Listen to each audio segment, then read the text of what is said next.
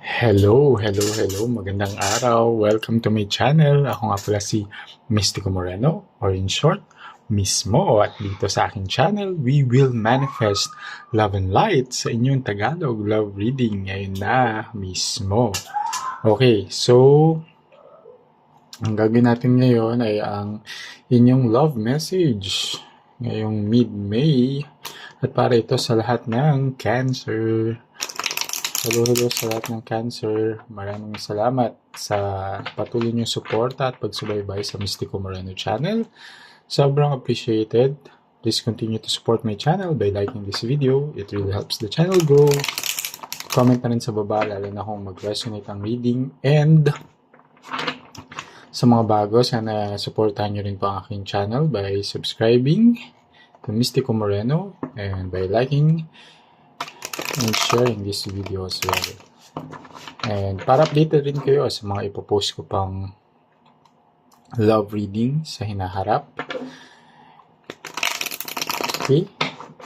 At para mag-grow din na ang aking channel, para marami rin pa akong magawang love reading para sa inyo.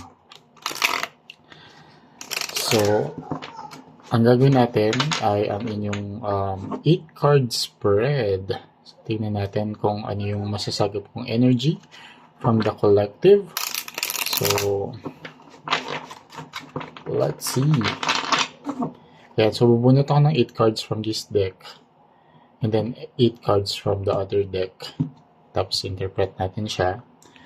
And just to remind everyone, as I always do in my channel, collective or general love readings are may or may not resonate with everyone kasi depende kung ano yung masasagap kong energy today. So take whatever resonates, leave the rest behind. If hindi talaga siya mag-resonate, huwag pilitin. Abangan nyo na lang yung mga susunod ko pang love reading. Or panoorin nyo yung mga past videos na na-post ko na baka isa doon ay mag-resonate sa inyo dahil ang tarot and oracle readings naman talaga ay timeless. Better yet, book a personal private reading sa akin. Nasa description box naman yung email address ko. So, yun.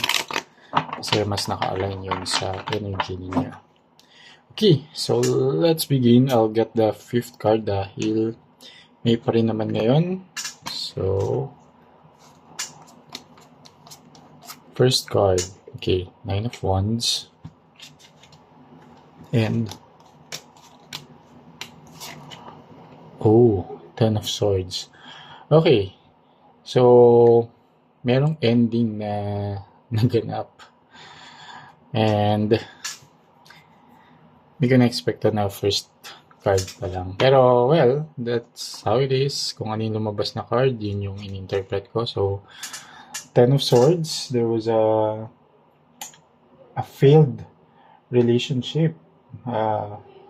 So, I can see na you and your person na just ended the relationship recently. And nag-fail siya dahil may nakakabit, 9 of Wands. Because of someone is too guarded sa kanyang sarili. Sa parang if I can use the attachment styles, medyo avoidant to. Or ano siya, marami siyang insecurities, marami siyang yung pagiging too cautious ng person nyo is dumating na sa point na ano na siya, parang hindi na akma kasi sobrang emotionally detached na, tapos hindi ma-express yung nararamdaman. Alam mo yun, yung tapos ko pag may conflict, tahimik lang, hindi nagsasabi kung ano yung problema. So, you're walking on eggshells sa relationship. Kaya hindi niyo na rin kinaya, masyado na nag-cause ng maraming conflicts, maraming issues, maraming arguments. And yeah, it led to the ending of the relationship. Pero tingnan pa natin ano pang kaganapan at bakit nag-end siya. Okay. So, Emperor. Okay. Emperor and the High Priestess. I can see here kasi na hindi niya masabayan yung pagiging stable mo, pagiging mature mo, pagiging, alam mo yun, yung kaya mo kasing dalhin yung relasyon, kaya mong gampanan yung responsibilities mo while doing your own responsibilities para sa sarili mo, sa family mo, sa career mo. Hindi niya masabayan yun. Tapos parang na pressure ata yung partner mo na ma-meet yung level mo. And with the High Priestess din kasi, it's, ano siya may pagka-misteryoso yung person mo na, yun nga, to the point na hindi mo na din talaga alam anong meron sa kanya. Kasi, hindi nakikipag-communicate, hindi nagsasalita. Alam mo yun, kahit may alam kang information, hindi mo rin ma-confirm kasi nga itong person is very guarded nga siya. And with your mataas din naman yung intuition mo, alam mo naman yung mga nangyayari. Pero syempre it's better talaga na nakikipag-usap, nakikipag-communicate, pero yun yung kulang talaga sa person mo. Tapos medyo ano ka pa, very dahil nga secure ka rin as a person and alam mo rin yung gusto mo sa relasyon, tapos you have this sense of accountability and responsibility. Gusto mo yung maayos yung relasyon. So, tendency mo is you usually call out this person, lalo na kapag may mga conflict or may mga hindi ka gusto na nangyayari sa relasyon. Pero siya, parang hindi niya matanggap na kino-call out mo siya. Hindi niya matanggap na may mga, may mga pagkukulang siya sa relasyon. Parang in his or her mind, parang he or she is putting a lot of effort din naman sa relasyon. Pero hindi naman talaga yun yung nangyayari. Pero sa point of view niya, yun yung ginagawa niya. And then, every time you call out na, okay, hindi mo to ginagawa or you have to be more responsible on this, dinadamdam niya din masyado. Tapos, eventually, hanggang sa parang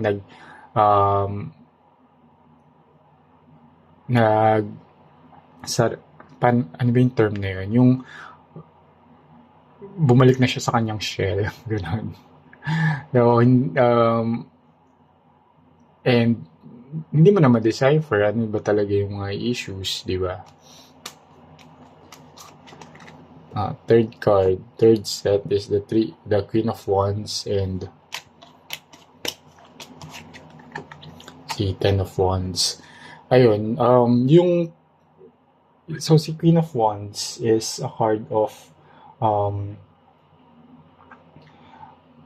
deep connection.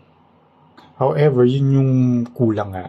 Parang hindi kayo umabot sa deep connection na to the point na hindi kayo makapag-open up din sa isa't isa. Or ikaw, kaya mo siyang i-call out. Pero yun nga, hanggang dun na lang. Pero dahil nga siya, medyo closed off siya, hindi siya makapag-open up sa'yo hanggang sa naging burden yun on your part dahil nga parang ano man nangyayari, ba't ayaw magsalita, ayaw mong magsabi sa akin, ganun. May ganun kang feeling and it's already taking a toll sa'yo. Tapos naging burden na nga siya. On his or her part naman, naging burden din yung kahit gustong-gusto niya mag-open up sa'yo, hindi nga niya magawa dahil nga may mga fears siya, may mga insecurities siya, and hindi mo siya problem niya talaga yon. Pero yun, hanggang sa nagkakaroon siya ng internal conflict, internal burdens na kaya lumala yung sitwasyon ninyo. Okay, fourth card. Okay, Ace of Pentacles.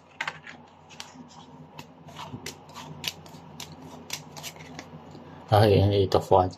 Actually, may may possibility pa talaga na magkaayos naman kayo. Again, pero, and it can progress to reconciliation, di ba? Reinvestment with the Ace of Pentacles here na pwede kayong magsimula ulit. But, again, dapat mawala na yung mga issues na yun. Yung pagiging closed off, distant, emotionally detached, di ba? Hindi makapag-express. So, kailangan talaga ng person ninyo na first magkaroon ng self-awareness at after nun, once may self-awareness na, dapat talaga piliin niya na ayusin or baguhin yung mga toxic traits niya. Kasi kung hindi, hanggang awareness lang, tapos wala namang action, wala rin. Maulit lang yung cycle kahit piliin nyo na magkabalikan. Okay? Okay, 7 of Wands.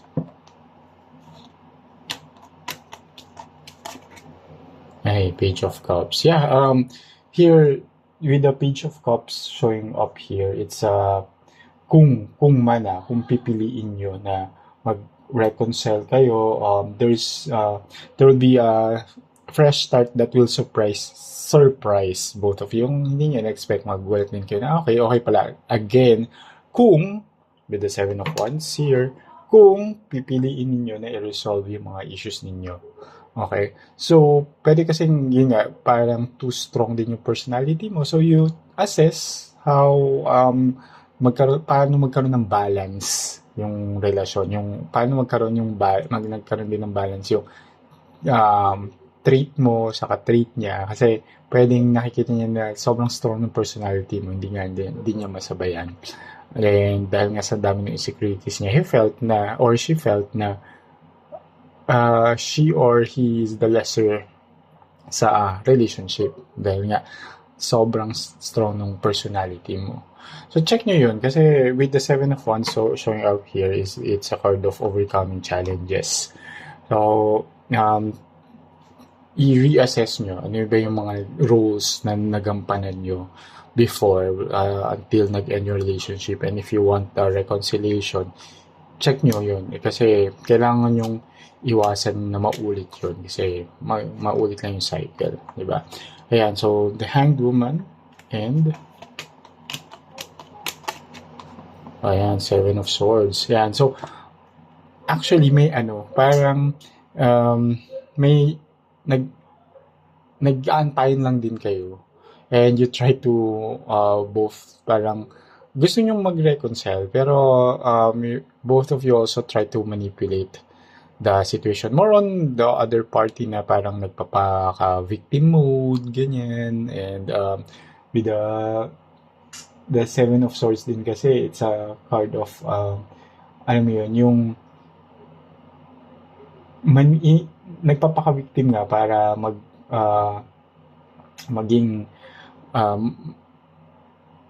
magmukha na siya na ikaw may mali, parang ganun. So, check mo yun kasi kung magpapatuloy niya yung ganung trait na alam niya na siya yung kailangan ng self-awareness pero parang pinapalabas niya na walang mali sa kanya, diba? Hindi siya it will be just another kung magkakabalikan kayo, another cycle of toxic relationship.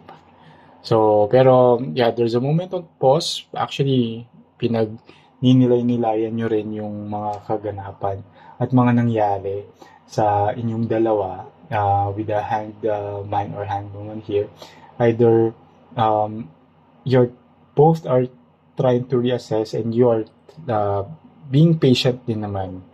So, I mean, parang at the moment, since nakikita ko nga dito, the ending, medyo fresh pa siya. So, hindi ka naman din agad-agad na mag-jump into a new relationship. You're actually being patient, checking ano ba yung magiging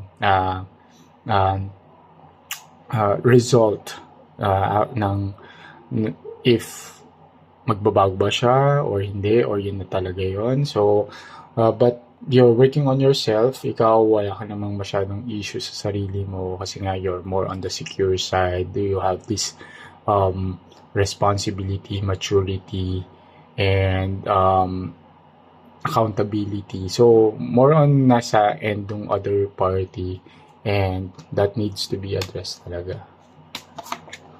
Ayan, see, tower moment.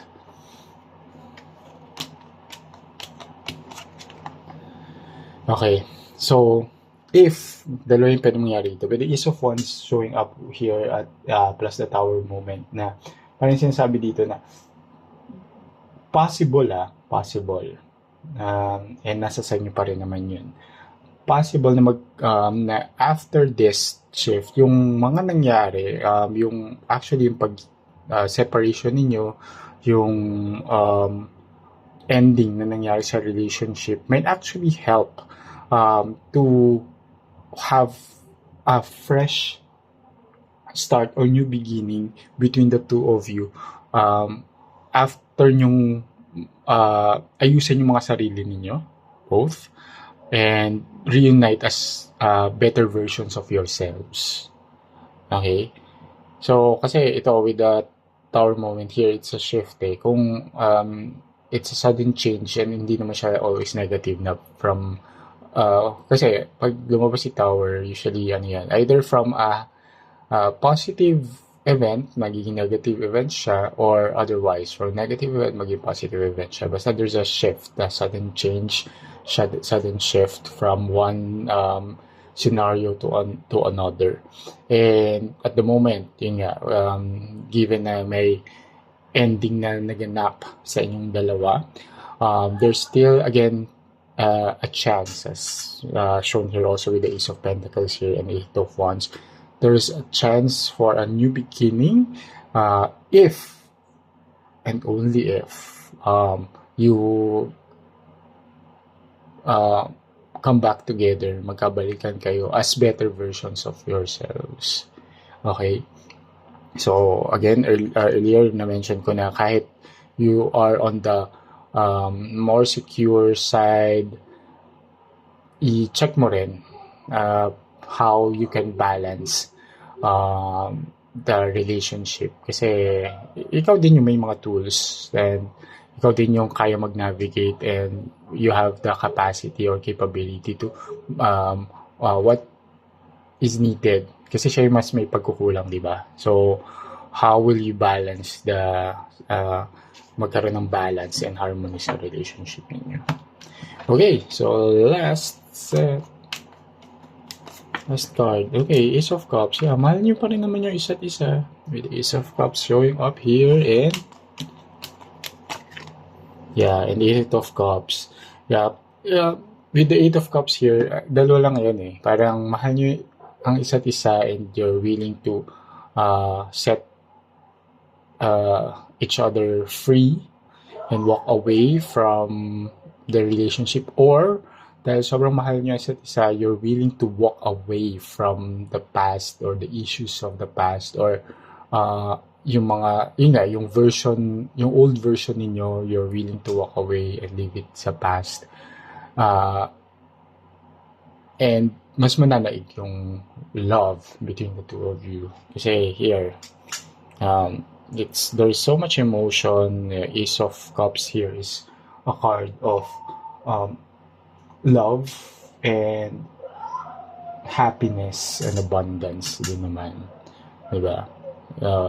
So check nyo na lang maigi, i-reassess nyo na mabuti, lalo na your hangwoman and may hangwoman energy, meaning both of you are on pause, hindi pa naman kayo talaga nagpo-proceed sa mga next steps in your life or nagmo-move to sa another relationship. So actually parang may mga hintayin moment pang nangyayari, and ina-assess nyo din talaga kung itutuloy nyo pa or magkakabalikan kayo kasi nagkaroon na nga ng ending ang relationship, or hindi na. Better na ba na you both part ways. So, yan. So, sana nakatulong itong reading na to. Use this reading with discernment. Okay? And Yeah, kita-kits na lang sa mga susunod ko pang love reading dito lang sa aking channel. Ako nga pala si Mystico Moreno, or in short, Mismo. Kita-kits! Ingat!